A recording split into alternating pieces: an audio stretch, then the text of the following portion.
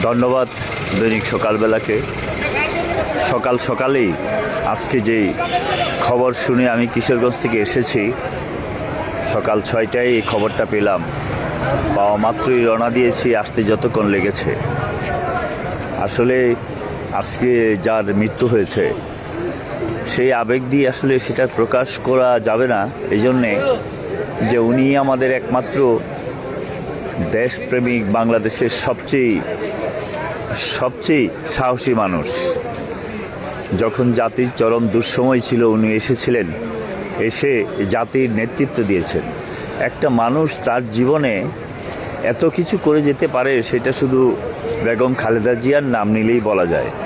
এই জন্যে যে একজন মানুষ গৃহিণী ছিলেন, যার ঘরের ভিতরেই থাকার কথা ছিল, এই ভদ্র মহিলা সেখান থেকে বের হয়ে একটা জাতির নেতৃত্ব দিয়ে উনি স্বৈরাচারের মতো একটা বড় মানুষকে সরিয়েছেন 9 বছরে।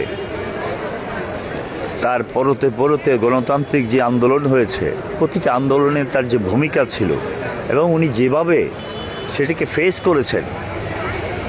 এক সময় আমাদের অনেক বিএনপির অনেক বড় বড় নেতা ছিলেন, অনেক কর্মী ছিল। সবাই ভাবতো বিএনপিতে একমাত্র পুরুষ বেগম খালেদা জিয়া, আর সবাই মহিলা হয়ে গেছিল। তখনও তিনি পাহাড়ের মতো দাঁড়িয়ে, হিমালয়ের মতো দাঁড়িয়ে থেকে সেটাকে ফেস করেছেন। সবচেয়ে আনন্দের বিষয় যে উনি ওনার জীবনে আরও সুখ স্বাচ্ছন্দ্যের জীবনটা অতিবাহিত করতে পারতেন। উনি চাইলেই পারতেন যে দেশ ছেড়ে অন্য কোথাও যেয়ে চিকিৎসা নিয়ে আরও বেঁচে থাকতে। যেই মানুষটা মৃত্যুর আগেও বলেছেন যে আমি এই বাংলাদেশ ছেড়ে কোথায় যাব, আমার তো ঠিকানা এটাই, আর আমার এক সন্তান, এই জন্যে আমি যাব, আর সন্তানরা পড়ে থাকবে বাংলাদেশে, সেটা হতে পারে না।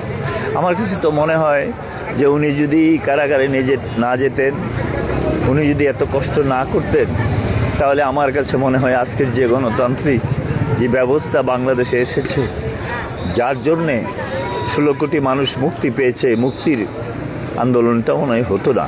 এই জন্যে উনি একমাত্র মানুষ যেটা বলেছেন। তার সন্তান তারেক রহমান সাহেব তাকে কতবার বলেছেন চিকিৎসার জন্য যেতে, উনি একবারের জন্য সেতে রাজি হয়নি। উনি থেকেছেন, মৃত্যুবরণ করেছেন, চলে গেছেন। অথচ এই মানুষটা চিকিৎসা নিলে হয়তো আরও বেশি দিন বাঁচতে পারতেন।